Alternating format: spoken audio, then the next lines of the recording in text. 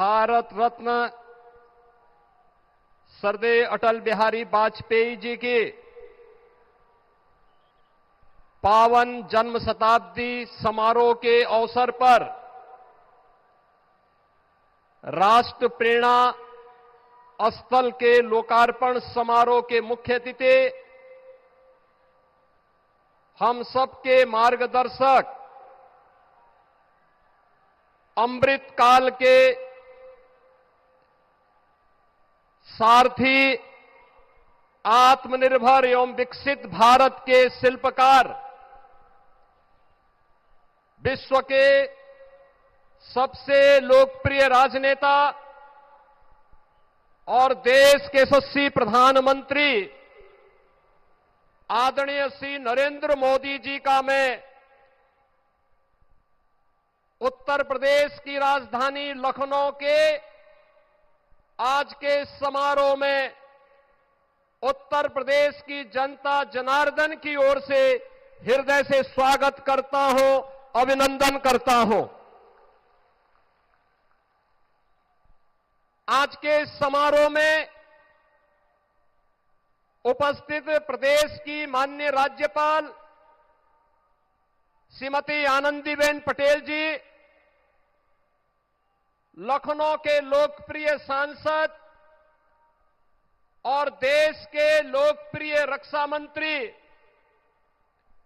माननीय श्री राजनाथ सिंह जी, केंद्रीय मंत्री, भारतीय जनता पार्टी के प्रदेश के अध्यक्ष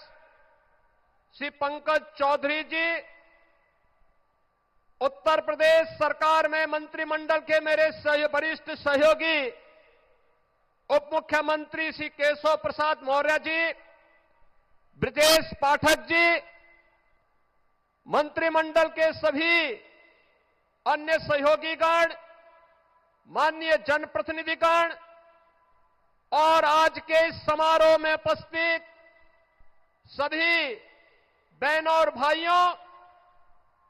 आज हम सबके लिए एक गौरव का क्षण है जब आदरणीय प्रधानमंत्री जी का यशस्वी मार्गदर्शन और एक नई प्रेरणा हम सबको प्राप्त होने वाली है। इस अवसर पर प्रधानमंत्री जी के ही विजन के अनुरूप उन 3 महापुरुषों की विरासत को, जिन्होंने भारत को एक नई दृष्टि दी, डॉक्टर श्यामा प्रसाद मुखर्जी, जिन्होंने स्वतंत्र भारत में एक देश, एक विधान, एक निशान और एक प्रधान का उद्घोष स्वतंत्र भारत में किया था। आज उनके सपनों का भारत जब हम देखते हैं तो डॉक्टर श्यामा प्रसाद मुखर्जी की उन सपनों को साकार होकर के हर भारतीय प्रफुल्लित होता हुआ दिखाई देता है। भारत माता के महान सपूत, महान विचारक पंडित दीनदयाल उपाध्याय के सपनों का वह भारत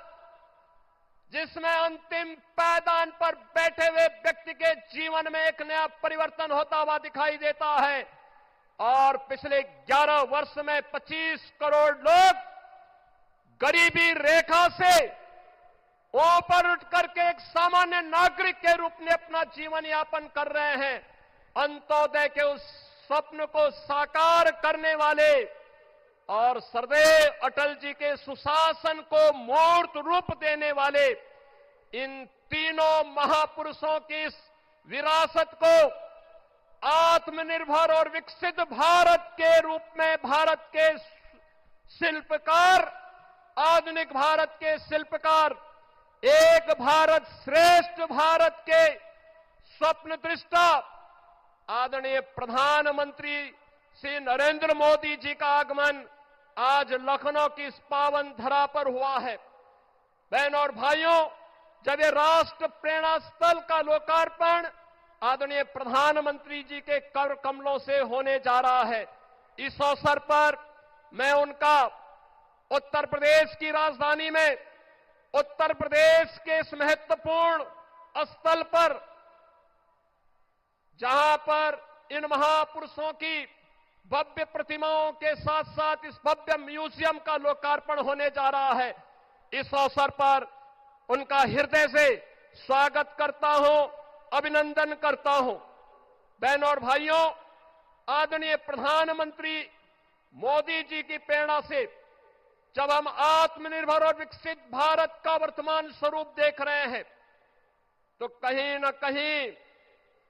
हम सबके प्रेरणा के रूप में डॉक्टर श्यामा प्रसाद मुखर्जी, पंडित दीनदयाल उपाध्याय और सदैव अटल बिहारी वाजपेयी जी का वह मार्गदर्शन भी एक नई प्रेरणा के रूप में हम सबके सामने रहता है। ये हमारा सौभाग्य है, यह वर्ष सरदेव अटल बिहारी वाजपेयी जी का जन्म शताब्दी महोत्सव का वर्ष है। और सरदेव अटल जी कहते थे, अंधेरा छटेगा, सूरज निकलेगा, कमल खिलेगा, तो यह केवल मात्र एक आशा नहीं, बल्कि भारत राष्ट्र के उज्जवल भविष्य को लेकर के उनके अडिग विश्वास, दूरदृष्टि और दृढ़ संकल्प का उद्घोष था। और आज वही प्रेरणा हम सबके सामने विकसित भारत के रूप में देखने को मिल रही है। सरदेव अटल बिहारी वाजपेयी जी ने एक कवि के रूप में, एक पत्रकार के रूप में, एक राष्ट्रवादी विचारक के रूप में और भारत के एक सच्चे सपूत के रूप में भारत को जो विजन दिया, भारत को जो नेतृत्व दिया, आज उसे हम विकसित भारत के रूप में आदरणीय प्रधानमंत्री मोदी जी के नेतृत्व में हर भारतवासी उसे विरासत और विकास के नए रूप में देख रहा है।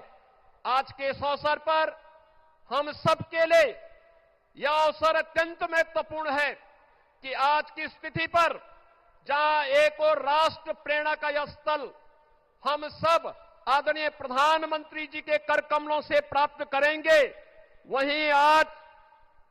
भारत माता के उन महान सपूतों के प्रति नमन करने का अवसर भी है। महान स्वतंत्रता संग्राम सेनानी,